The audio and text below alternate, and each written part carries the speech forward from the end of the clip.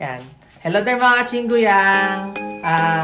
Today, in this video, meron po ako itong mga bisita na dumating sa aming dorm upang i-endorse sa amin ang kanilang application or ng remittance.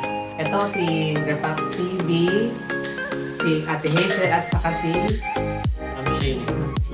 So, ngayon i-endorse na yung remittance na in-offer sa amin.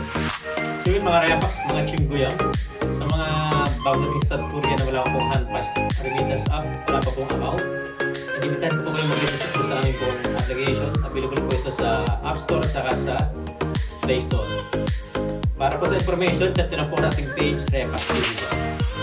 And so hello guys! Ayan, so kasama ko nga po ang handpass remittance. So ito naman po ang SodaGift application ay hatid sa inyo. Ayan, ng handpass card. Ayan, so guys, kapag po kayo ay nakaregister sa handpass, mag-avail na rin po kayo ng kanilang triple platinum card at pwede nyo pong i-connect dito po sa SodaGift and makakapagpa-Jollibee ka sa Pilipinas as low as 100 pesos. Ayan, so ang SodaGift application po ay walang service charge. Ayan, so hindi lang po Jollibee ang nakapaloob sa ating SodaGift application, kundi nandito rin po ang Grab, Max, Puregold, 7-Eleven, Salora at meron na rin po tayong bagong brand partners na Shopee. Meron na po kami Robinsons Appliances.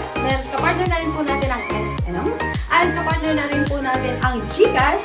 And ayan, pwede na rin po kayo magpa-load dito po sa SodaGift po. So via handpass card, gamitin nyo po ang handpass card, i-connect po dito sa SodaGift application at makaka-avail po kayo ng 3% cashback. Ayan. 3% cashback. 3% cashback galing po sa handpass card. Ayan po, ito po ang hatid ng handpass card, handpass remittance, and SodaGift. Ayan, so collaboration po ng SodaGift and handpass card. Ayan, so guys, sa mga nandito sa South Korea, sa mga kababayan po natin dito na wala pa pong handpass card at wala pa pong SodaGift app. Ayan, so dali na pong magregalo sa mga pamilya natin sa Pilipinas. Ayan, gamit po ang SodaGift application. So ano pang hinihintay nyo? Mag-download na!